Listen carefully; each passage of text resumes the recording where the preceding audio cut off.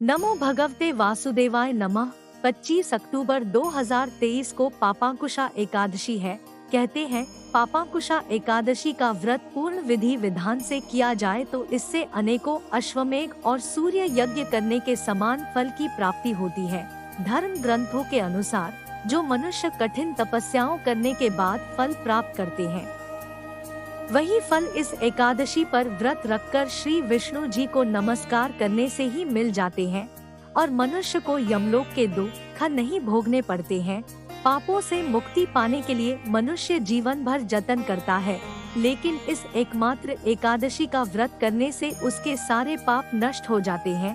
पापांकुशा एकादशी का व्रत व्यक्ति को जघन्य पाप कर्मों से भी मुक्ति दिला देता है। आश्विन माह के शुक्ल पक्ष की एकादशी का नाम पापांकुशा एकादशी है। इसका व्रत करने से सभी पाप नष्ट हो जाते हैं तथा व्रत करने वाला अक्षय पुण्य का भागी होता है। आश्विन शुक्ल एकादशी के दिन इच्छित फल की प्राप्ति के लिए भगवान विष्णु का पूजन करना चाहिए। इस पूजन के द्वारा मनुष्य को स्वर्ग लोक की प्राप्ति होती है।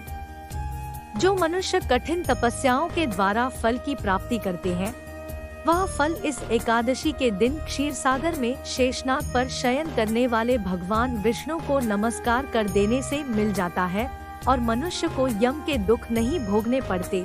मनुष्य को पापों से बचने का दृढ़ संकल्प करना चाहिए। भगवान विष्णु का ध्यान स्मरण किसी भी रूप में सुखदायक और पापनाशक है, परंतु पापांकुशा एकादशी के दिन प्रभु का स्मरण कीर्तन सभी क्लेशों व पापों का शमन कर देता है। पापांकुशा एकादशी व्रत कथा। प्राचीन समय में विंध्य पर्वत पर क्रोधन नामक एक बहेलिया रहता था। वह बड़ा क्रूर था।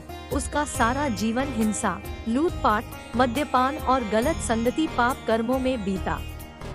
जब उसका अंतिम समय आया तब यमराज के दूत बहेलिये को लेने आए और यमदूत ने बहेलिये से कहा कि कल तुम्हारे जीवन का अंतिम दिन है, हम तुम्हें कल लेने आएंगे। यह बात सुनकर बहेलिया बहुत भयभीत हो गया और महर्षि अंगिरा के आश्रम में पहुंचा और महर्षि अंगिरा के चरणों पर गिरकर प्रार्थना करने लगा।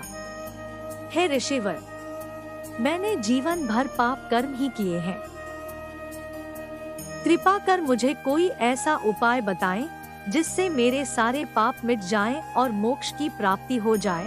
उसके निवेदन पर महर्षि अंगिरा ने उसे आश्विन शुक्ल की पापांकुशा एकादशी का विधि पूर्वक व्रत करके को कहा। महर्षि अंगिरा के कहे अनुसार उस बहेलिये ने यह व्रत किया और किए गए सारे पापों से छुटकारा पा लिया और इस व्रत पूजन के बल से भगवान की कृपा से वह विष्णु लोक को गया। जब यमराज के यमदूत ने इस चमत्कार को देखा तो वह बहेलिया को बिना लिए ही यमलोक वापस लौट गए। बोलिए विष्णु भगवान की जय। जय श्री हरि।